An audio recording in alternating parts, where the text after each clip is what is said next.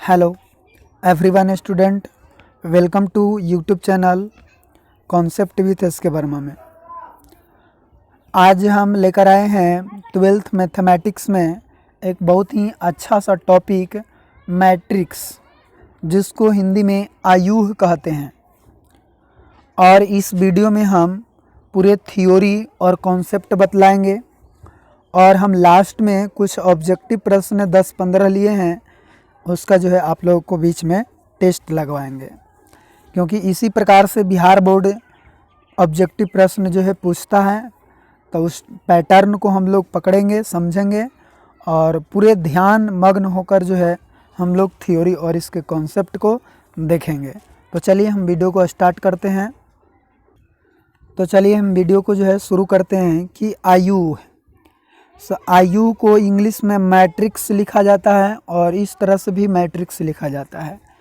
अब दोनों में देखें तो इस मैट्रिक्स जो है MATRIX, इसका प्लुरल रूप जो है यह मैट्रिक्स है। तो हम लोग दोनों तरह से जो है पढ़ेंगे और किताब में यदि लिखा आ जाए इस तरह से तो हम लोग समझेंगे दोनों आयु के ही कहा जा रहा है। तो उसके बाद जो है हम लोग देखें मैट्रिक्स आयु होता क्या है। तो हम लोग देखें कि संख्याओं या फलनों के आयताकार क्रम विन्यास को आयु कहते हैं। यानी कि यहाँ पे संख्या जो है किस तरह से रहेगा, तो रियल नंबर रहेगा, वास्तविक संख्या और सम्मिश्र संख्या भी हो सकता है। तो वास्तविक संख्या या सम्मिश्र संख्या यानी कह सकते हैं संख्याओं या फलनों के, फलन मतलब लोगरिथमिक फलन, त्रिकोणमितीय फलन और बहुत सारे फलन होता है। उन फलनों को भी एक आयताकार क्रम विन्यास के रूप में लिखेंगे तो उसको हम लोग बोलते हैं आयुः बोलते हैं। यह केवल संख्याओं का सजावट है, आप लोग ध्यान दीजिएगा। और इसे हम अंग्रेजी वर्णमाला के कैपिटल अक्षर ABC इस प्रकार से सूचित करते हैं। और इसका दूसरा रूप यदि देखें तो AIJ, BIJ, CIJ इस तरह से भी हम लोग सूचित करते हैं।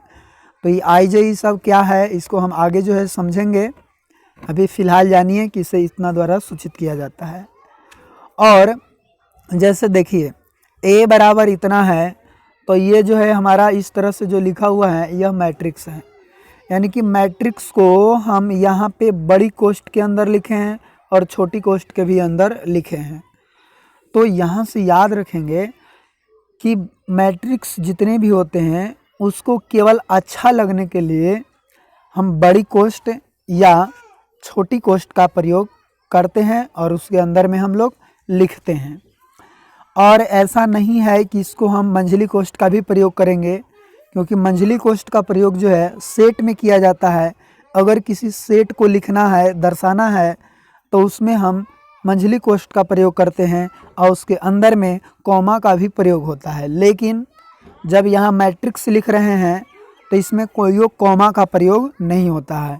यदि हम यहाँ पे कॉमा लगा दें इस तरह से तो यह गलत हो जाएगा।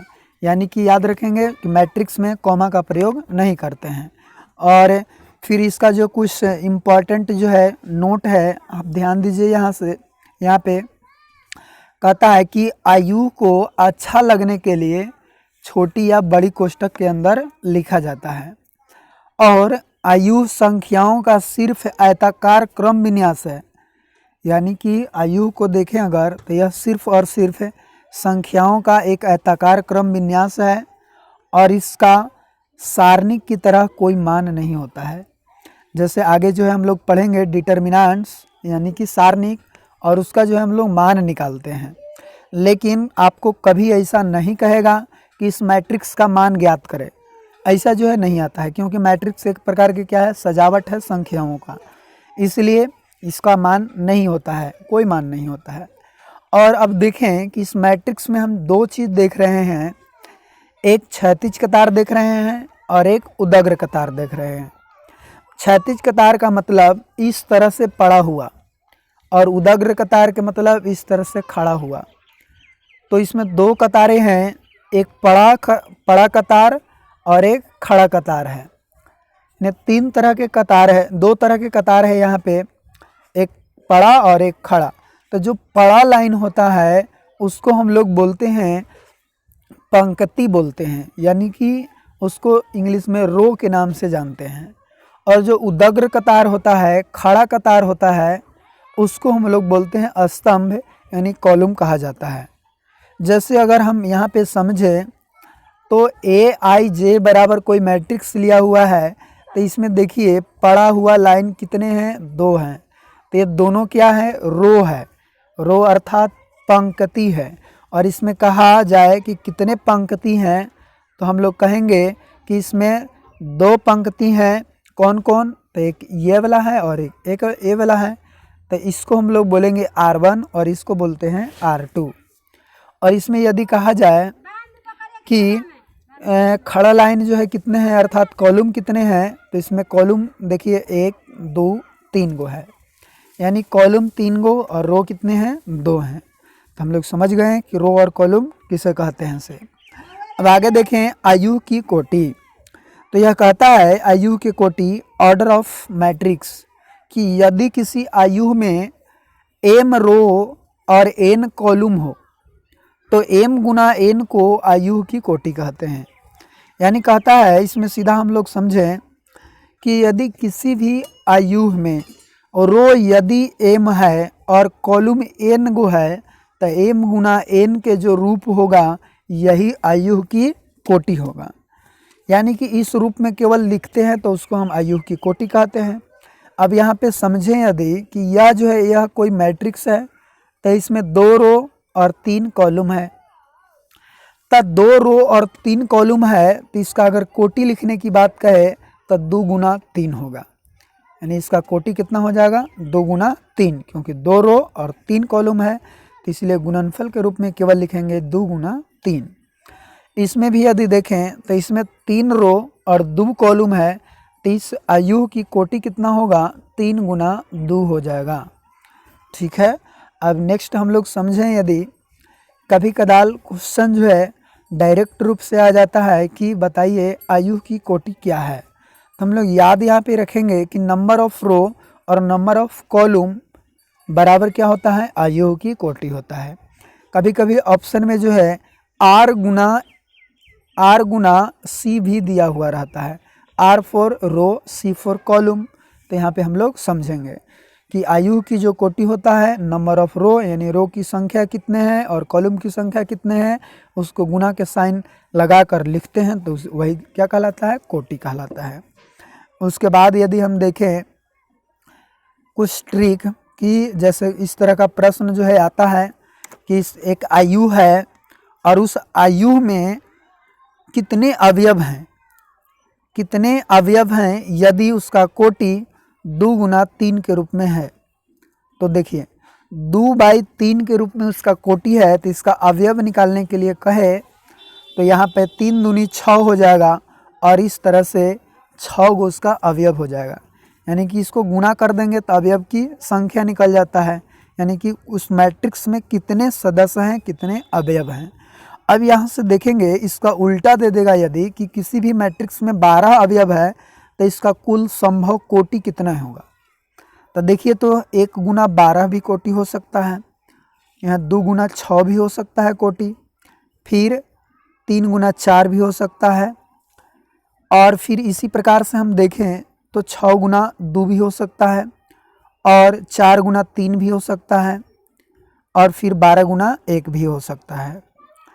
यानी कि इसका कोटि की अगर बात करें तो कितने हो गया, तो देखें तो 1 2 3 4 5 6, यानी कि यदि 12 अवयव होगा तो उसमें कोटि कितने होंगे, 6 होंगे। तो अगर इसी प्रकार से यदि संख्या पूछ दें कि 24 अवयव है तो उसका कुल संभव कोटि क्या होगा, तो इसको निकालने में तो परेशान हो जाएंगे। तो इसी के लिए एक ट्रिक है कि यदि किसी आयु में n अवयव है, मान लेते एकदम n तक अवयव है, 10 15 24 नहीं, n अवयव है, तो आयु की संख्या या कोटि की संख्या क्या होगा। जैसे प्रश्न जो है इस तरह से भी पूछ सकता है कि आयु की संख्या क्या होगा, तो जय गो कोटि होगा उतना आयु होगा, तो इसलिए आयु की संख्या या कोटि की संख्या। तो सबसे पहले हम क्या करेंगे, जो n होगा इस n को प्राइम फैक्टर के रूप में लिख देंगे। जैसे अगर 10 हो, 12 हो, 24 हो, 20 हो अवयव, तो उसको प्राइम फैक्टर के रूप में लिखेंगे। तो इस रूप में लिखाएगा कि 2 के पावर a, 3 के पावर b, 5 के पावर c, 7 के पावर d, मतलब इसी क्रम में जो है लिखाएगा। तो इस क्रम में जब उस संख्या को लिख देंगे तो उसका जो पावर होगा, यानी कि a, b, c, d ये सब क्या है, पावर है अभाज्य संख्या का। तो उसके पावर में एक बढ़ा बढ़ा के और सभी को गुना कर देंगे तो वही क्या निकल जाएगा, कोटि की संख्या या आयु की संख्या निकल जाएगा। जैसे यदि क्वेश्चन ले कि 24, यदि किसी आयु में 24 अवयव है तो इसका कुल संभव कोटि बताइए। तो इसको हम लिख सकते हैं 2 के पावर 3 गुना 3 लिख सकते हैं। तो इसमें देखिए तो 2 का पावर कितना है, 3 है, तो इसको बढ़ा देंगे 4, और इसमें 1 है पावर तो इसको 2 कर देंगे और दोनों को गुना करेंगे तो कितना आ गया, 8। अर्थात यदि 24 अवयव होगा तो उसमें कुल संभव कोटि या आयु की संख्या कितने होंगे, 8 होंगे। ठीक है, तो इस प्रकार से आप लोग समझ गए होंगे। आगे हम लोग देखते हैं, वही आयु के अवयव कहता है, यानी किसी आयु की कोटि का बीजगणितीय मान मतलब उसका गुणनफल आयु का अवयव कहलाता है। जैसे इसमें अगर गिने तब कुल अवयव कितना हो जाएगा, 9 गो हो जाएगा। देख रहे हैं कि 4 है, 3 है, 7 है, 5, 4, 3, 2, 1, 3, ये सभी मिला कितने हो गए, 9 हो गए। लेकिन यदि इसको निकालना है हमें तो देखिए तो इसमें रो कितने हैं, 3 रो हैं और 3 कॉलम है। अब दोनों को गुना करेंगे तो कितना हो जाएगा, 9। अर्थात इसमें जो अवयव होगा कितना होगा, 9 होगा। अब आगे हम लोग समझे कि यदि एक प्रश्न लेते हैं कि यदि किसी आयु में 12 अवयव है तो संभव कोटि की संख्या या कोटि की संख्या बताइए। तभी अभी देखें कि इस 12 अवयव की अगर कोटि देखें तो इतना रूप में हो सकता है, और आयु की कोटि अगर देखें कि संख्या उसका देखें तो 6 हो गया। ठीक है, और इसको ट्रिक द्वारा हम बनाएंगे कि 12 अवयव है, 2 के पावर 2, 3 के पावर 1, और 2 है तो उसको बढ़ा देंगे 3, 1 है तो यहाँ पे 2 कर देंगे, और 3 दूनी 6, इस प्रकार से 6 गो आ गया। अब यहाँ पे थोड़ा सा समझते हैं कि यदि कोई मैट्रिक्स है तो उसको हम लिख सकते हैं इस तरह से, A11, A12, A13, A1n तक, डॉट डॉट A1n तक। यानी कि A11 जो लिखा हुआ है, A11 यह क्या है, इसको जो हम लोग समझते हैं। तो इसमें जो 1 लिखा हुआ है इसका मतलब है कि फर्स्ट रो फर्स्ट कॉलम का यह सदस्य है, का अवयव है। यह A12 लिखा हुआ है, इसका मतलब हो गया कि यह फर्स्ट रो और सेकंड कॉलम का यह अवयव है। इसी प्रकार से A13 लिखा हुआ है, इसका मतलब कि फर्स्ट रो और थर्ड जो है कॉलम का अवयव है। और इसी प्रकार से जितना भी इसमें लिखा हुआ है, जैसे A21 इसका मतलब दूसरा रो और पहला कॉलम है। जैसे देख लीजिए यह जो है कैवा रो है, हम कहेंगे पहला ये है, दूसरा ये है और ये तीसरा है। तो ये दूसरा रो है तो यहाँ पे लिखा हुआ है 2, और कॉलम कितना है, तो कॉलम यहाँ पे देखिए फर्स्ट कॉलम है, तो फर्स्ट कॉलम 2 1, अर्थात 2 1, A21 का मतलब क्या होगा, दूसरा रो फर्स्ट कॉलम। ठीक है, इस प्रकार से अवयव जो है लिखा हुआ है, mn तक लिखा हुआ है। अर्थात इसमें देखें कि n गो रो है और m गो ऐसा ऐसी क्या है, तो वह ऐसा ऐसी जो है वो कितने हैं, m है, और ऐसा ऐसी अगर बात करें तो कितने हैं, n गो है। ठीक है, तो यहाँ पे m गुना n क्या कहलाएगा, इस आयु की कोटि कहलाएगा। कि रो कितने हैं, ऐसा ऐसी देखे अगर तो वह m गो है, और ऐसा ऐसी देखे तो कितने हैं, n है, तो इसलिए m गुना n आयु की कोटि कहलाएगा। अब aij के बारे में थोड़ा सा कुछ समझ लेते हैं यहाँ पे। तो इसमें जो i और j होगा वह एक नेचुरल नंबर का वह सदस्य होगा, यानी कि i एंड j उपसमुच n, यानी n जो है क्या होगा, हमारा नेचुरल नंबर प्राकृत संख्या, और i और j के जगह कोई ना कोई प्राकृत संख्या ही होगा। ठीक है, अर्थात इसको हम देखें तो ith रो के अवयव हम अगर बात करें कि i जो है ith रो है और jth कॉलम है। ठीक है, इस प्रकार से है। तो ith रो के अवयव देखें तो AI1 AI2 AI3 AIN dot dot इस प्रकार से लिख सकते हैं। jth कॉलम के अवयव को देखें तो इतना रूप में हम लोग लिख सकते हैं। तो इसीलिए ith रो और jth कॉलम का जो अवयव होगा aij कहलाएगा। यानी कि aij अभी समझ गए हैं आप लोग, क्यों क्या है ith रो jth कॉलम के जो अवयव है वही क्या है aij है। अब यहाँ पे नोट में एक लिखा हुआ है बात कि xy तल के किसी बिंदु xy को रो मैट्रिक्स या कॉलम मैट्रिक्स द्वारा निम्न प्रकार से निरूपित किया जाएगा। यानी कि अगर इसको हम देखें xy को दर्शाना है किसी मैट्रिक्स में तो हम लोग इस तरह से भी लिख सकते हैं xy के, और इस तरह से भी हम xy के लिख सकते हैं। ठीक है, और जो कि यहाँ देखिए यहाँ पे कॉमा का प्रयोग किया गया है जो कि गलत है, यहाँ कॉमा का प्रयोग नहीं होगा। इस तरह से हम मैट्रिक्स को लिखेंगे। कैसे, या तो रो वाइज हम लिख सकते हैं या तो कॉलम वाइज लिख सकते हैं। रो वाइज लिखे तो यहाँ पे x और y दिया जाएगा, और यदि हम कॉलम वाइज लिखना चाहें तो यहाँ पे इस तरह से लिखाएगा कॉलम वाइज कि ये x है और ये y है। ठीक है, अब देखिए आगे अगर प्रश्न आएगा कि 2 गुना 2 कोटि के आयु की रचना करें। आगे जो है इस पर बहुत सारे हम मैथ जो है बताएंगे अगले वीडियो में, क्योंकि अभी जो है थ्योरी है तो कुछ जो है थोड़ा सा कॉन्सेप्ट दे देते हैं ताकि मैथ बनाने में आसानी हो। तो 2 गुना 2 कोटि के आयु की रचना करें। तो यहाँ पे आप समझ रहे होंगे कि aij कोई मैट्रिक्स है और उसमें 2 गुना 2 कोटि का बनाने के लिए कह रहा है, मतलब 2 रो और 2 कॉलम। तो 2 रो और 2 कॉलम बनाना है तो देखिए ये 2 गो रो और 2 गो कॉलम है। तो हम इसको लिखेंगे कैसे, A11 मतलब फर्स्ट रो फर्स्ट कॉलम, फिर फर्स्ट रो सेकंड कॉलम, फिर सेकंड रो फर्स्ट कॉलम और सेकंड रो सेकंड कॉलम। यानी इस प्रकार से हम लोग इसको 2 गुना 2 कोटि के आयु की रचना कर सकते हैं, जो कि यह है। ठीक है, इसमें कितना है, इसका कोटि की अगर बात करें तो 2 गुना 2 होगा। ठीक है, अब देखें कि 3 गुना 4 कोटि की आयु की रचना करें, मतलब रो कितने होना चाहिए 3 और कॉलम कितना होना चाहिए 4। तो इसको देखिए बनाते हैं। जैसे ये कोई हमारा मैट्रिक्स है, ये ले लेते हैं। तो 3 गुना 4 के कोटि के जो है बनाना है मैट्रिक्स, यानी कि first row first column, first row second column, first row third column, first row fourth column, इस प्रकार से लिखेंगे। फिर अगर दूसरा लिखें तो second row first column, second row और सेकंड कॉलम, फिर सेकंड रो थर्ड कॉलम और सेकंड रो फोर्थ कॉलम। इसी प्रकार से नीचे यदि लिखे तो ये थर्ड रो फर्स्ट कॉलम और फिर third row second column, third row third column और थर्ड रो फोर्थ कॉलम। इस प्रकार से हम लोग लिख सकते हैं, जैसे कि यहाँ पे आप लोग देख रहे होंगे क्लियरली कि इस प्रकार से हम लोग 3 गुना 4 आयु की रचना हम लोग कर सकते हैं। आगे यदि हम लोग समझें तो वह बहुत ही इम्पॉर्टेंट पार्ट यहाँ से आ जाता है, आयु के प्रकार यानी टाइप्स ऑफ मैट्रिक्स। तो ये क्या है, इसको थोड़ा हम लोग समझते हैं।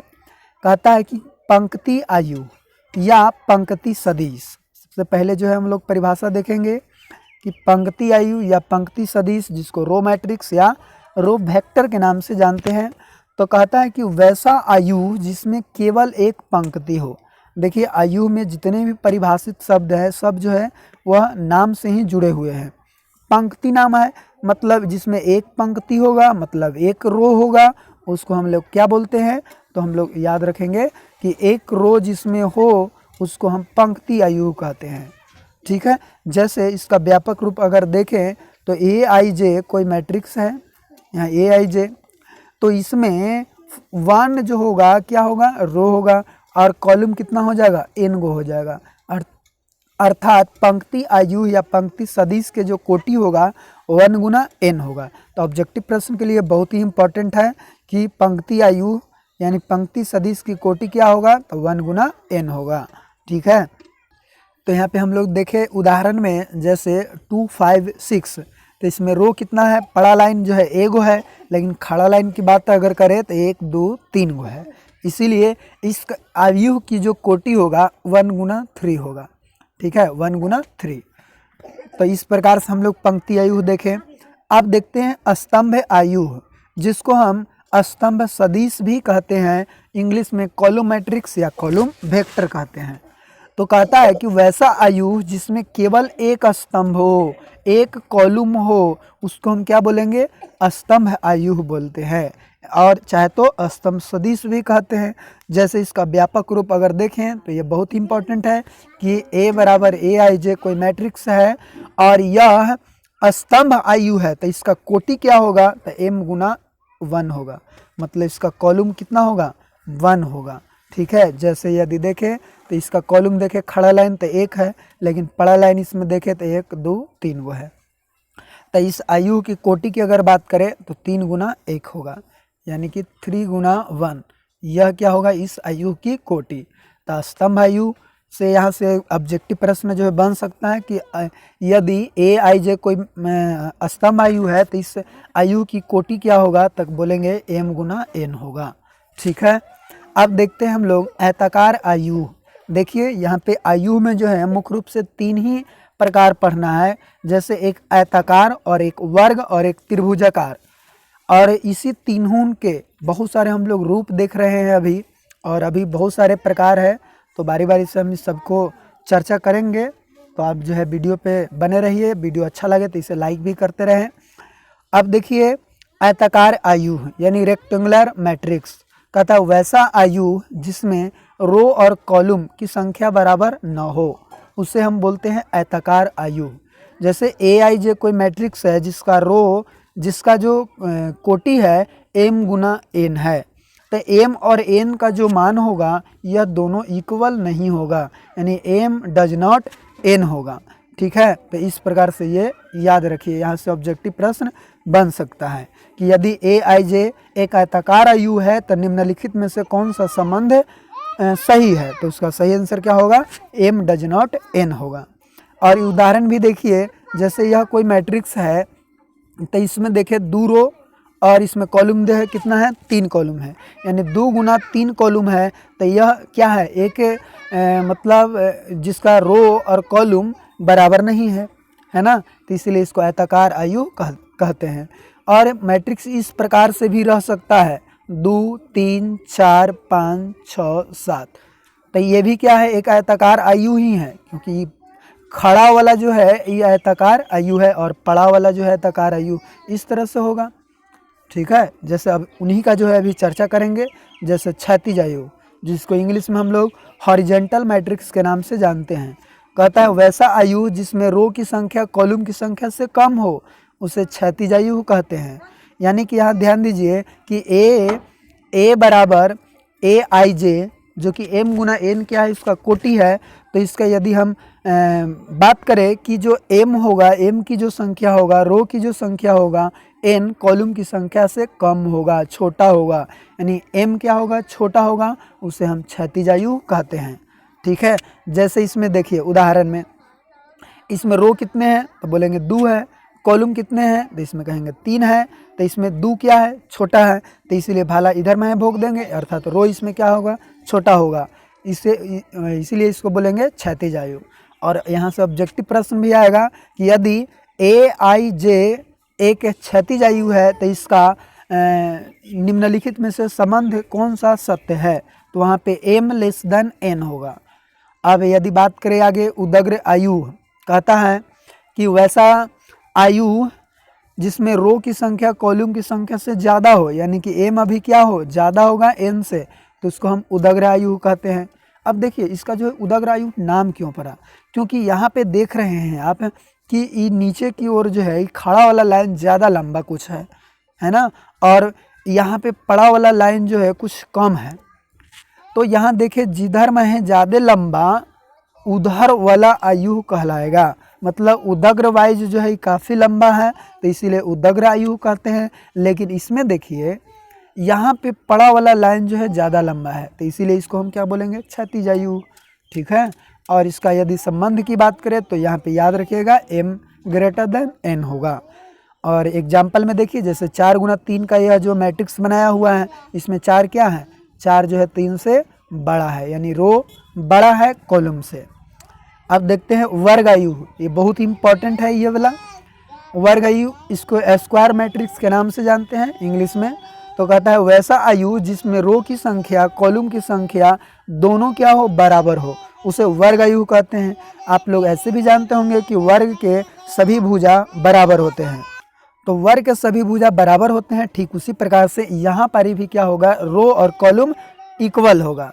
ठीक है, जैसे यहाँ पे देखें कि ए आई जे कोई मैट्रिक्स है जिसका कोटि m गुना n है, तो इसमें जो m और n होगा वह दोनों का दोनों क्या होगा, इक्वल होगा। मतलब रो की संख्या कॉलम की संख्या दोनों बराबर होगा, उसे हम वर्ग आयु बोलते हैं। जैसे यहाँ पे देख रहे हैं कि इसमें यदि बात करें कितने रो हैं तो कहेंगे 3 रो हैं, कितने कॉलम हैं तो इसमें 3 कॉलम है, तो इसका जो कोटि होगा तब 3 गुना 3 कोटि का हो जाएगा। ठीक है, मतलब दोनों ही क्या होगा, इक्वल होगा, जिसको हम लोग बोलते हैं वर्ग आयु के नाम से जानते हैं। आगे समझे। चलिए उसके बाद हम लोग देखें तो शून्य आयु, जिसको रिक्त आयु भी कहते हैं, यानी जीरो मैट्रिक्स या नल मैट्रिक्स। तो जीरो मैट्रिक्स है मतलब इसमें प्रत्येक अवयव क्या होगा, जीरो होगा। यानी कहता है कि वैसा आयु जिसमें प्रत्येक अवयव क्या हो, शून्य हो, उसे शून्य आयु कहते हैं। और इम्पॉर्टेंट बात है कि इसको ओ से सूचित किया जाता है इस तरह से। ठीक है, जैसे कि देखिए इसमें प्रत्येक अवयव क्या है, जीरो है। ठीक है, तो ये सभी के सभी क्या कहलाएंगे, शून्य आयु कहलाएंगे। और शून्य आयु में ये कोई ज़रूरी नहीं है कि यह वर्ग आयु हो। ठीक है, वर्ग आयु भी हो सकता है, नहीं भी हो सकता है। जैसे एग्जाम्पल आप लोग देख रहे हैं यहाँ पे 3 गुना 3 कोटि का जो कि वर्ग आयु है, और 2 गुना 3 कोटि का यह क्या है, आयताकार आयु है। ठीक है, तो ये दोनों आयु हो सकता है और इसको ओ द्वारा सूचित करेंगे, जैसा कि आप लोग देख रहे हैं। अब देखें हम तो आयु के विकर्ण, यानी कि कहता है कि डायगोनल ऑफ ए मैट्रिक्स, कि किसी वर्ग आयु के A11, A22, A33 ... ANN के जो भी अवयव है उस अवयव को हम विकर्ण कहते हैं। मुख्य विकर्ण या प्रधान विकर्ण या केवल विकर्ण जो है हम लोग कहते हैं। यानी कि जिसमें AIJ में I बराबर J होना चाहिए, AIJ बराबर I बराबर J इसमें होना चाहिए, उस सभी अवयव कहलाएंगे विकर्ण आयु। यानी विकर्ण के लिए यह जरूरी है कि यही केवल विकर्ण हो सकता है ना, जिसका जो A11 के, A12, A22 के, A33, A44, A55 इसका अवयव रहेगा, वह अवयव विकर्ण ही कहलाएगा। ठीक है, अब देखिए जैसे कि यहाँ पे ये जो दिख रहा है यह क्या है, विकर्ण है। अब हम लोग समझते हैं विकर्ण आयु, यानी डायगोनल मैट्रिक्स। कहता है वैसा वर्ग आयु, देखिए विकर्ण आयु में जरूरी है कि एक वर्ग आयु होना चाहिए। मतलब जितने भी विकर्ण आयु है सभी के सभी क्या होंगे, वर्ग आयु होंगे। लेकिन सभी वर्ग आयु को हम विकर्ण आयु नहीं कह सकते हैं। ठीक है, देखिए क्यों नहीं कह सकते हैं, क्योंकि परिभाषा कहता है कि वैसा वर्ग आयु जिसके मुख्य विकर्ण के अतिरिक्त सभी अवयव शून्य हो, यानी कि विकर्ण केवल हो लेकिन बाकी सभी सदस्य शून्य हो, उसको हम लोग बोलते हैं विकर्ण आयु। लेकिन वर्ग आयु में कहता है कि जिसका कोटि समान केवल हो, अवयव जो है इधर कुछ भी रह सकता है ना। इसीलिए सभी विकर्ण आयु को हम वर्ग आयु कहेंगे, लेकिन वर्ग आयु को हम विकर्ण आयु कदापि नहीं कहेंगे। ठीक है, तो उसके बाद यदि हम देखें तो AIJ जीरो होगा कब, I बराबर नॉट, यानी कि I डज नॉट J, यानी I बराबर नहीं J, अगर जोन अवयव होगा वो सभी अवयव जीरो होगा। जैसे इसका अगर बात करें तो ये क्या है, फर्स्ट रो है, सेकंड कॉलम, तो यहाँ पे देखिए दोनों बराबर नहीं है, इसी कारण ये क्या है, जीरो है। अगर हम ई वाला जीरो की बात करें तो इसका क्या है, फर्स्ट रो है, थर्ड कॉलम है, इनमें देखिए दोनों बराबर नहीं है, इसी कारण क्या है, जीरो है। तो आप जो है इससे समझ गए होंगे विकर्ण आयु। आगे बढ़ते हैं हम लोग। अदिश आयु कहता है कि वैसा विकर्ण आयु, यानी कि अदिश आयु क्या होता है, एक विकर्ण आयु होता है, लेकिन इसमें कहता है कि मुख्य विकर्ण के सभी अवयव समान हो, यानी वैसा विकर्ण आयु जिसके सभी अवयव क्या हो, जिसके मुख्य विकर्ण के जो अवयव हो वह समान हो, अदिश आयु कहलाता है। अभी विकर्ण आयु में देखे थे कि अलग अलग है, लेकिन इसमें अगर विकर्ण समान हो जाएगा, बाकी सभी अवयव शून्य होगा, उसको हम लोग बोलते हैं अदिश आयु स्केलर मैट्रिक्स। जैसे देखिए 2 है, हम इस तरह से ले सकते हैं, यदि 3 भी ले सकते हैं। जैसे यह को मैट्रिक्स है, हम यहाँ पे ले लिए 3 0 0 3, तो इसका क्या है, 3 3 है। ठीक है, तो इस तरह से सभी अवयव सभी मैट्रिक्स क्या कहलाएंगे, अदिश आयु कहलाएंगे। अब देखते हैं इकाई आयु या तत्समक आयु, जिसको यूनिट मैट्रिक्स या आइडेंटिटी मैट्रिक्स के नाम से जानते हैं, कि वैसा अदिश आयु, देखिए यह भी जो है क्या है, इकाई आयु, आयु जो है अदिश आयु है, कि वैसा अदिश आयु जिसमें मुख्य विकर्ण के प्रत्येक अवयव एक हो, यानी कि मुख्य विकर्ण के प्रत्येक अवयव एक हो, एकदम कंडीशन इसमें फिक्स कर दिया कि एक के अलावा कुछ दूसरा चीज़ नहीं होना चाहिए। लेकिन अदिश आयु में दो भी हो सकता था, 3 भी हो सकता था, 4 भी हो सकता था, कुछ भी हो सकता था, लेकिन इसमें केवल और केवल कितना होगा, 1 होगा मुख्य विकर्ण, उसी को हम इकाई आयु कहते हैं। जैसे और इसको हम आई या IN से सूचित करते हैं। जैसे देखें यदि इसका व्यापक रूप, तो AIJ कोई मैट्रिक्स है और इसमें 1 कौन सा अवयव होगा, तो जिसका I और J दोनों बराबर हो वह अवयव 1 होगा, और 0 कौन सा अवयव होगा, तो I not equal to J अगर रहेगा वह अवयव 0 होगा। और जैसे देखिए कि हम एक मैट्रिक्स बनाएं 1 0 0 1, तो इसमें विकर्ण क्या है, 1 1 है, और इसका कोटि की अगर बात करें तो 2 गुना 2 कोटि का है, यानी 2 गुना 2 कोटि का जो इकाई आयु होगा इस तरह से हम उसको लिखेंगे। ठीक है, 1 0 0 1। इसको सूचित करने की बात करें तो I2 से लिखेंगे, या I भी हम लोग कह सकते हैं, या A भी लिखते हैं। अगर 3 गुना 3 कोटि की अगर बात करें तो ये वाला देखिए, ये क्या है, 3 गुना 3 कोटि का एक वर्ग आयु है। तो इसमें देखिए 3 गुना 3 कोटि के जो वर्ग आयु होता है उसका इकाई आयु इस तरह से हम लोग लिखते हैं कि तिरछे वाला केवल 1 1, बाकी सब 0। तो यहाँ से ये बहुत ही इंपॉर्टेंट है, याद रखिएगा कि इस तरह से मैट्रिक्स जो आगे भी बहुत ही यूज होने वाला है, तो इसको आप लोग ध्यान दीजिए। इसमें कुछ टिप्स है, आप लोग समझ सकते हैं कि अगर I के पावर में n कर दें, यानी कि I के पावर में कुछ भी कर दे, और जहाँ की n क्या है, एक पॉजिटिव वैल्यू, ठीक है, पॉजिटिव इंटीजर है, तो इसका मान जो है हमेशा IA आएगा। यानी कितनों बार I को हम गुना करेंगे, इसको कितनों बार हम गुना करेंगे तो उसका वैल्यू कितना आएगा, तो I ही आएगा। ठीक है, और किसी भी मैट्रिक्स है उसमें I से गुना करेंगे, और चाहे तो I यूनिट मैट्रिक्स है और इसमें कोई मैट्रिक्स से गुना करेंगे तो इस सब का जो वैल्यू होगा I का ही बराबर होगा। तो आप लोग इसको जो है अभी टिप्स के रूप में जो है याद रखिए, आगे जो है इसका बहुत ही चर्चा करने वाले हैं, तो आप इसे ध्यान दीजिएगा। आगे हम लोग देखें यदि 12 त्रिभुजाकार आयु, तो ये क्या है, ट्रेंगुलर मैट्रिक्स इसको कहते हैं।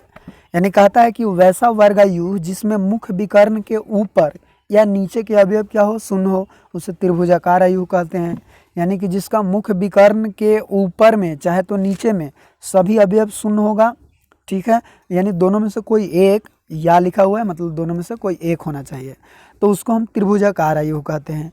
अर्थात इसमें देखें कि I अगर छोटा होगा J से, तो वो सभी अवयव क्या होगा, 0 होगा। नहीं तो इस तरह से भी रह सकता है कि I जिसका बड़ा हो, J जिसका छोटा हो, वो भी जो है अवयव क्या होगा, वह त्रिभुजाकार आयु कहलाएगा।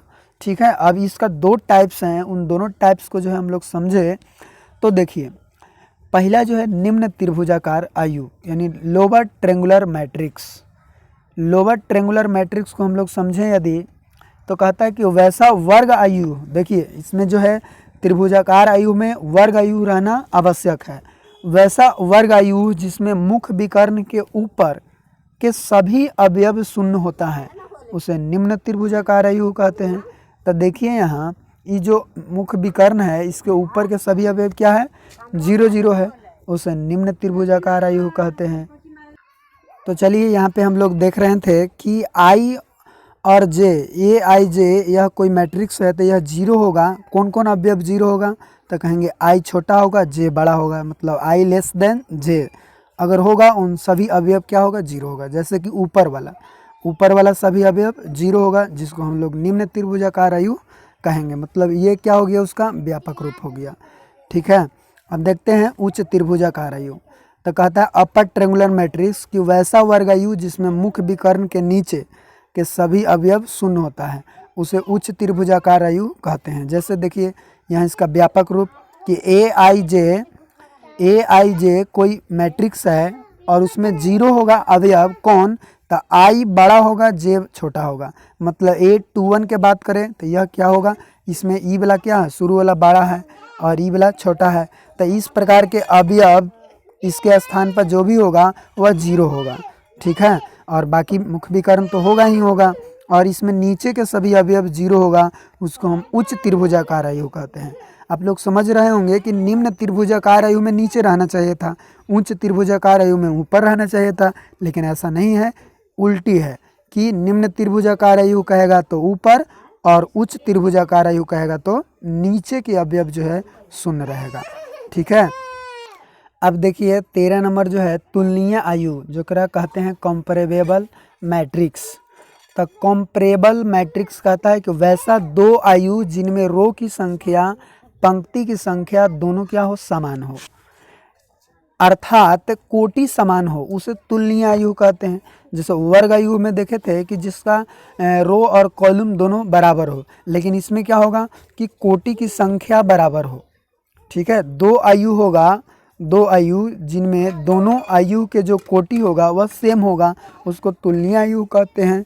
जैसे इसमें देखिए इसका जो है 2 गुना 3 है और इसका भी कोटि 2 गुना 3 है, तो दोनों का कोटि इक्वल है, इसी कारण इसे हम तुलनीय आयु कहते हैं, ठीक है।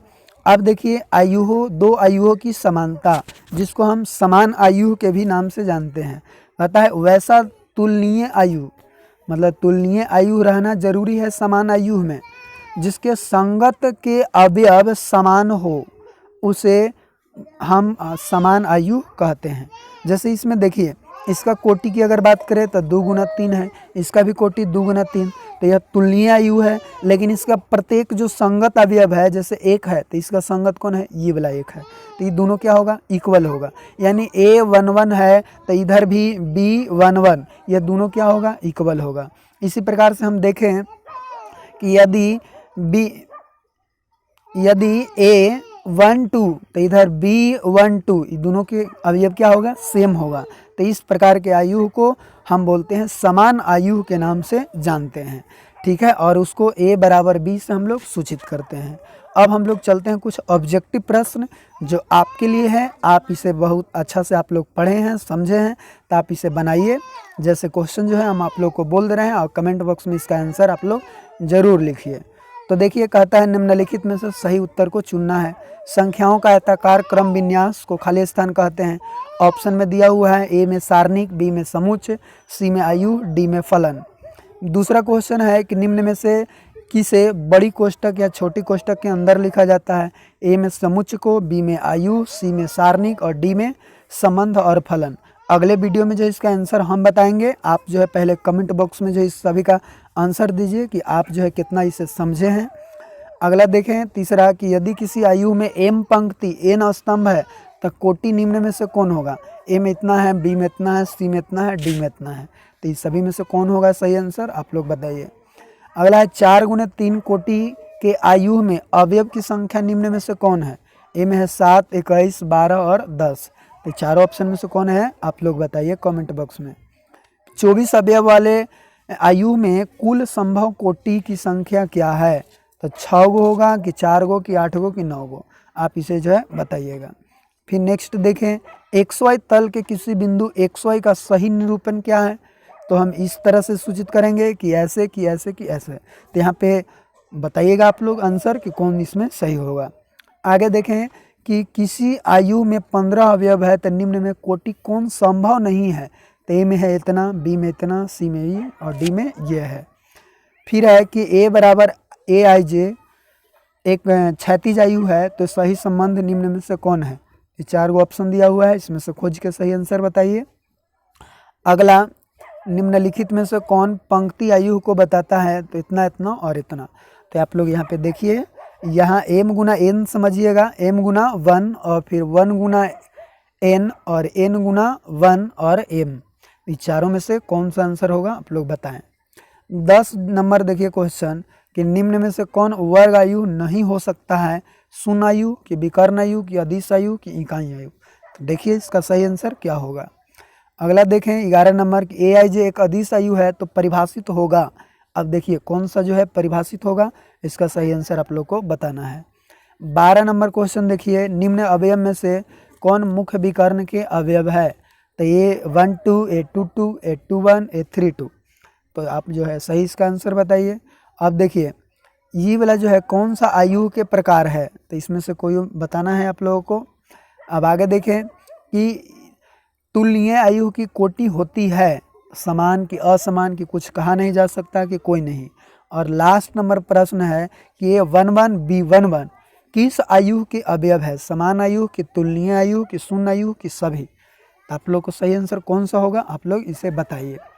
और इसका अगर पीडीएफ आप लोग को चाहिए तो आप जो है कमेंट बॉक्स में लिखिए, पीडीएफ के लिए आपको जो है वहाँ पे प्रोवाइड किया जाएगा पीडीएफ। ठीक है, यही जो है आप लोगों के पास में भेज दिया जाएगा। और इसका लिंक जो है डिस्क्रिप्शन में भी दे देंगे, आप वहाँ से भी डाउनलोड कर सकते हैं। नहीं तो एक मेरा टेलीग्राम चैनल है, वहाँ पे आप जाइए और सर्च मारिए concept with S K Verma, और वहाँ पे जब आप ज्वाइन हो जाइएगा तो वहाँ आप लोग को मिल जाएगा इसका पीडीएफ। तो वीडियो जो है आप लोग को अच्छा लगा तो इसे लाइक करें, शेयर करें अपने दोस्तों के बीच में। और वीडियो देखने के लिए आपको बहुत बहुत धन्यवाद। Thank you, best of luck.